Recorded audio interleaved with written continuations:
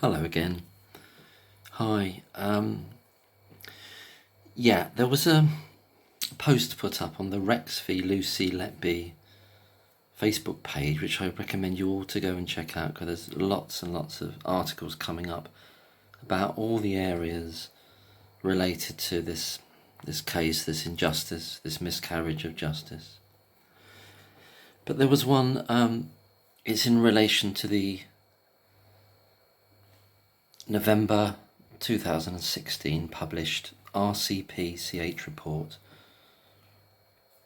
the Royal College of Paediatrics and Childcare report, which was very critical of the neonatal unit in terms of a lot of different aspects. I'll have to do a separate video on that, but not the nurses in any way whatsoever. But there was a redacted section, so you can get a link to have a look at this RCPCH report, but you don't get to see this separate redacted section, which was apparently screenshot on an ITV news program, and there were these sections in there that were discussed. I haven't seen that original, but the Rex v Lucy Letby Facebook page has cropped these quotes from this redacted section.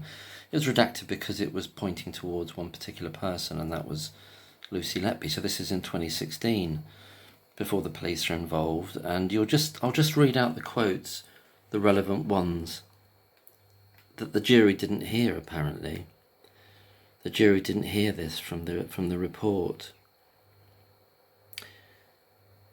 So the statement literally says, I'm reading now from the Rex v Lucy Letby Facebook post, but these are quotes from the redacted part of the RCPCH report. I hope that makes sense. Sorry if it's a bit long-winded how I've put that. Quote from the report: there were apparently no issues of competency or training.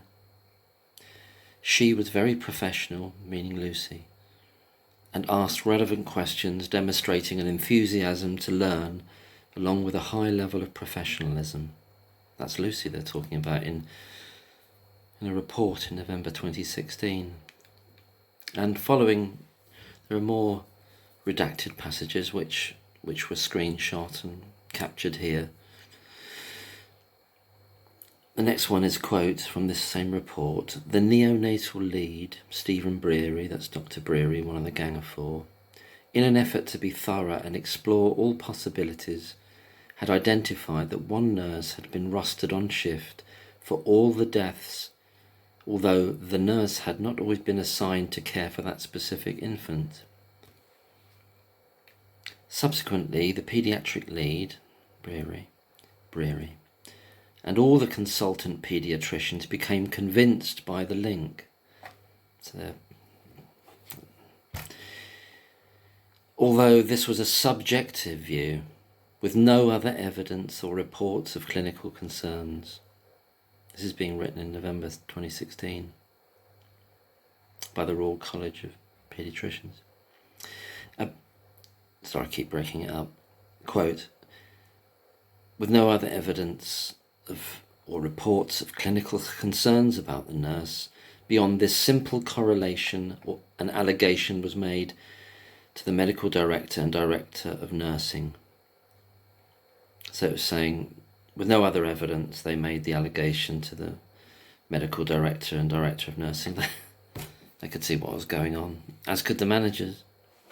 They all saw it, but the doctors wouldn't let go. They wouldn't let go. And then they brought the police in, and they wouldn't let go. And then they brought Evans in, and he doesn't let go. It's absolutely tragic.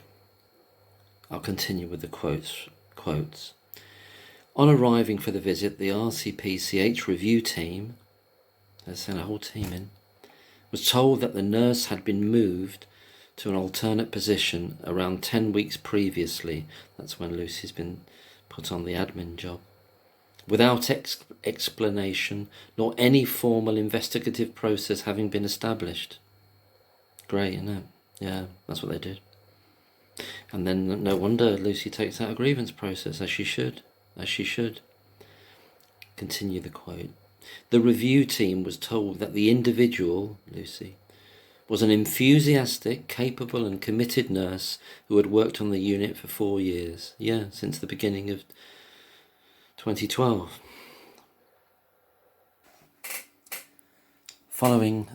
On to the next quote from the RCPCH report that had been redacted, section redacted, about Lucy. It continues. She herself explained to the review team, that's Lucy explaining to them, that she was passionate about her career and keen to progress. She regularly volunteered to work extra shifts or change her shifts when asked to do so, and was happy to work with her friends on the unit. The directors understood there was nothing about her background that was suspicious. Her nursing colleagues on the unit were reported to think highly of her and how she responded to emergencies and other difficult situations, especially when the transport team were involved. There were apparently no issues of competency or training. She was very professional and asked relevant questions, demonstrating an enthusiasm to lead, along with a high level of professionalism. So that's the end of those cropped sections about Lucy from the redacted part of the RCPCH report, written before the police come in in November 2016. So Lucy has been moved off the ward at that point and is working in an admin position. Following on from the video yesterday about Dr. Dewey Evans and whether he attended the Welsh Paediatric Society's spring clinical meeting on the 12th of May 2017. Really crucial, the dates. I don't want to start confusing things. I emailed the hotel and I didn't hear anything back yet. It was only today, but then I did decide to ring them. I'll just play you. But do you keep records of? I'll just play you. I got through eventually, and this is the phone. This is the little conversation I had. Restaurant, lounge bar, and of course Good afternoon. Thanks for calling Rowton Hall Hotel on Sidle speaking. Oh, good afternoon. I wonder, do you keep records of when you have events at Rowton Hall about who attends them? Like, it's something that happened about 6 years ago. In May, the 12th of May, it was. We've changed our computer system since then. We got upgraded in 2019, so we wouldn't have records before then, I'm afraid. Would there be a physical sign-in book that you would have? Sorry, I'm speaking to who and what's it in connection with? Well, I'm trying to find out whether a certain person attended the Welsh Paediatric Society event on a particular day in May, the 12th of May, at your hotel. And I just wondered if they signed in. The person have stayed over? They might have done, yeah, they might have stayed over. Yeah, I wouldn't know. You'd need to send something in writing, but I don't think we're only obliged to keep the paperwork for 3 years, so it possibly has been archived and sent away to be shredded. Oh, I see. I mean, I've sent an email in, just in case as well, so perhaps if somebody sees that. And what date was it for? Yes, it was May the 12th, and it was a meeting of the Welsh Paediatrics. Which year? Sorry, 2017. Oh, we definitely won't have details then. It definitely will have been taken away at this stage. It goes off-site to be shredded with an external company. All right. May I ask you, have you worked there? Were you working there at that time yourself? I wasn't, no. Oh, I see, because I was just going to ask you if you may know a certain name. But anyway, well, thanks for all your help anyway. So you think that there won't be any records there, probably? There definitely won't for 2017. Thanks very much anyway. Thanks for your time. Okay, no problem, bye. Take care, bye. Bye.